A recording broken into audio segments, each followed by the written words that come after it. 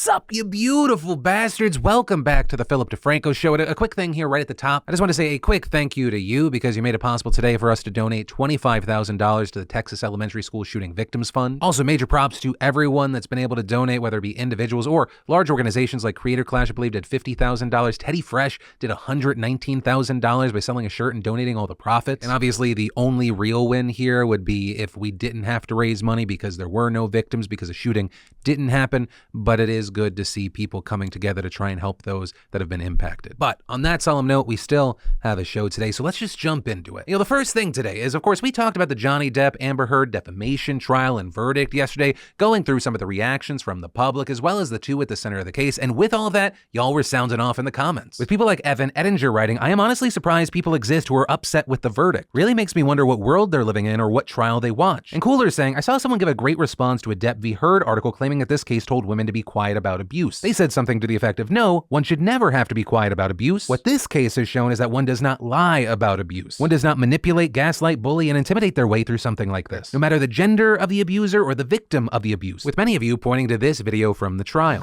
You can please tell people that it was a fair fight and see what the jury and judge think. Tell the world, Johnny.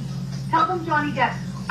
Johnny Depp, man, I'm a victim too of domestic violence, and yes. It's a fair fight. And see how many people believe or side with you. And while right now the majority of the opinion online is very much and has been in Johnny Depp's corner, there are also people who have expressed concern or disgust with the verdict, as well as a public reaction, including the likes of Michael Hobbs, who put out an article titled "The Bleak Spectacle of the Amber Heard Johnny Depp Trial: How a Washed-Up Celebrity, Men's Rights Activist, and True Crime Stands Convinced Millions of Americans to Buy into a Conspiracy Theory." And while the whole piece is a very long read, I'll link to it down below so you can see kind of the full context. A number of people who support it have been pointing to specific parts, like near the end where Michael wrote, so how did Heard lose such a winnable case? 2 words, jury trial. In hindsight, the verdict came down the minute the judge allowed the case to be televised. Jurors weren't sequestered or sheltered from the internet in any way, meaning they were likely exposed to the same bad faith memes and out of context clips as everyone else. Plus, this case has been swirling around the internet for years, making an impartial jury an impossibility in the first place. And writing, one man was allowed to stay in the jury pool after revealing a text from his wife that read, Amber is psychotic. Though we've already seen a number of people pushing back against this narrative, saying, no, I didn't just see clips, I was live streaming the whole thing. And saying, how could the jury be misled by clips when they were actually there the whole time in person? Right? Because whether people are watching the direct feed or they're watching some of their favorite commenters live stream this thing,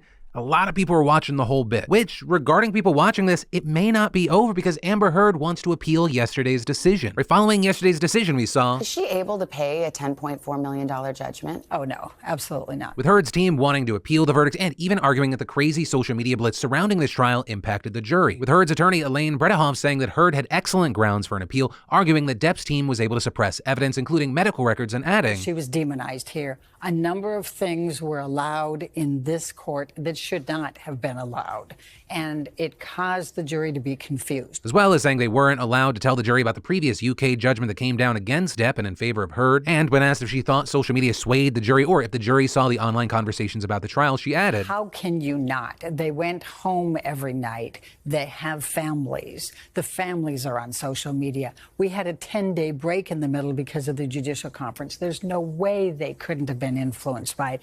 And it was horrible. It really, really was lopsided. With those comments, of course, drawing the big reactions you would expect. And so regarding those reactions and the updates that we're seeing today, I'd love to know your thoughts and where you stand on this. But here's what I'll say at the very least. I understand a lot of different people having a lot of different viewpoints, but the one thing that definitively makes me feel like disgusted with this are the people that are excited to treat this as entertainment. Like, I think there are a lot of people that were watching because of one or multiple reasons, including they were conflicted. They wanted to be informed. They wanted to see what truth was going to come out. They wanted to see justice served. But when people were sending me tweets like this one that read, I'm actually sad this trial is coming to an end, sad face. That kind of thinking is confusing to me. I even reached out to that creator to be like, hey, can you expand on your thoughts? Because people are, gonna draw their own conclusions. Haven't heard back. But yeah, I'd love to know your thoughts on any and all aspects of this story. And then you've got Harry Styles, right? It's been known that he's a fan of older women, but also he is a fan of older musical formats, and it absolutely makes sense. His new album, Harry's House, just made over $7 million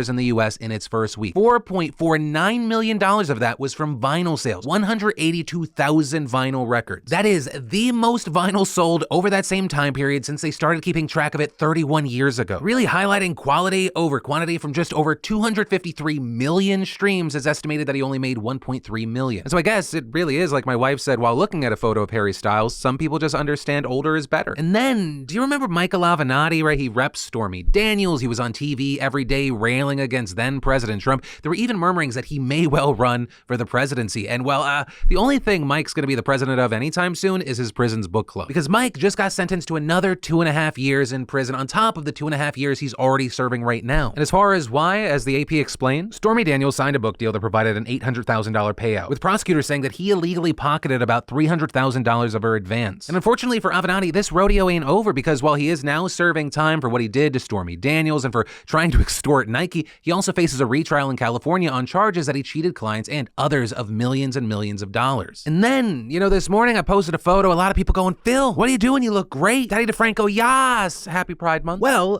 part of it has to do with today's fantastic sponsor, Seed. Seed is awesome. They combined a probiotic and a prebiotic to form their DS-01 Daily Synbiotic, and it's designed to provide benefits beyond the gut, right? I've been taking Seed's DS-01 Daily Synbiotic for some time now. I feel great. Their unique 2-in-1 capsule and capsule design uses an outer prebiotic capsule that protects the inner 24-strain probiotic through digestion, past your stomach acid for 100% survivability into your colon, whereas most other probiotics actually die in your stomach. Like I said, Seed goes beyond gut health to promote heart health, but I have to say the most support is my gut health. Right? Think, do you want healthy regularity, ease of bloating, all that stuff? And when you order, in your first month, you get this refillable glass jar or travel case vial and a 30-day supply, and after that, they send refills packaged with sustainable biodegradable materials. Now, unfortunately, my wife says I can't give you my Seed. Just logistically, there is not enough to go around, but the good news is that you can get your own over at seed.com/DeFranco and use code DeFranco to get 15% off your first month's supply of Seed's DS-01 plus free shipping. And then in what the fuck news, let's talk about France, because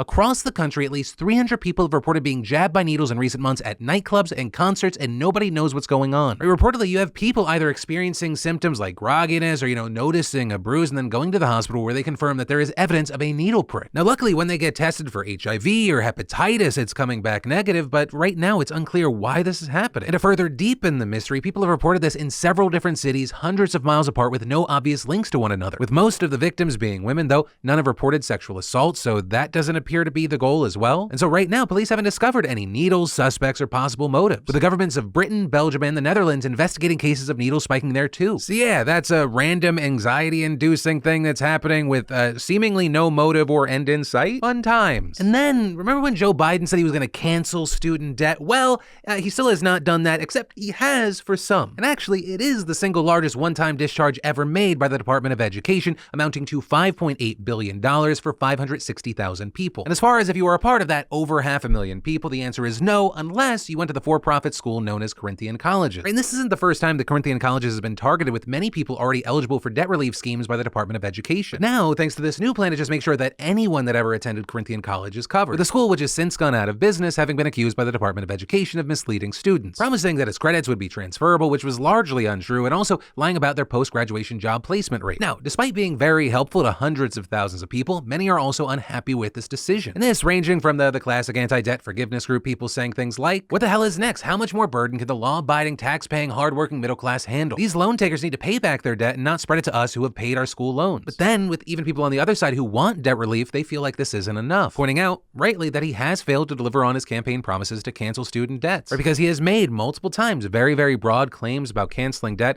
and so far he's canceled about $25 billion since January of 2021 for students who are largely defrauded by their for-profit schools, which can seem like a large number except for the fact that student borrowers still hold $1.75 trillion in debt, leading campaigners to demand that he forgive up to $50,000 per borrower, but his administration, if anything, is never going to do that, and instead is looking at maybe doing $10,000 per. But here's the thing, Philip DeFranco here to make everything worse for you. No matter what the Biden administration does, specifically with debt, they do nothing, they forgive $50,000, just $10,000. None of this does anything to address the issue that the price to attend college has skyrocketed over the decades. Like, college tuition over the last few decades is looking at this current rate of inflation and they're like, rookie numbers. That's cute. I guess the main point of this story is money is fake, nothing is real, and somehow yet everyone is still fucked. Except the people that are creating the problem. And then finally, today we need to talk about the least surprising news, another mass shooting in America. This time happening at St. Francis Medical medical center in Tulsa, Oklahoma. In total, 10 people were injured, 5 were killed, including the shooter. And currently, it's believed that those numbers will not rise as every injured victim has already been treated and released. And overall, there are still a lot of unknowns in this situation, but let's talk about what we do know. According to a press conference this morning by Tulsa Chief of Police Wendell Franklin, on May 19th, the shooter went to the hospital for back surgery carried out by Dr. Preston Phillips, and by May 24th, he was released. However, following the surgery, the shooter complained to the hospital about back pain and wanted more treatment. On May 31st, he went for a follow-up to address the back pain. Then yesterday, the killer calling again to complain about the back pain, wanting more assistance. And reportedly, by 2 p.m., he had purchased an AR-15 style weapon from a local gun store, and at around 4:50 p.m., nearly 3 hours after buying the rifle, the shooter was in the hospital complex and shooting people. Now, unlike what happened in Uvalde, police seem to have reacted quickly. At 4:52 p.m., someone who was in a video chat with a doctor in the building called 911 to report the shooting. Following that, there were more and more calls, and by 4:56, police were at the scene and had info about what building the shooter was in and what floor he was on. They then quickly entered the building, and by 4:58, just 30 seconds after entering the building and yelling Tulsa police, they heard one final gunshot that they assume was the shooter ending his own life. And within minutes, officers from agencies all around Tulsa, including the FBI, ATF, and nearby tribal lands, were on the scene. Also, granting us insight into the killer's mindset, reportedly the shooter left a note blaming his new back pain on Dr. Phillips and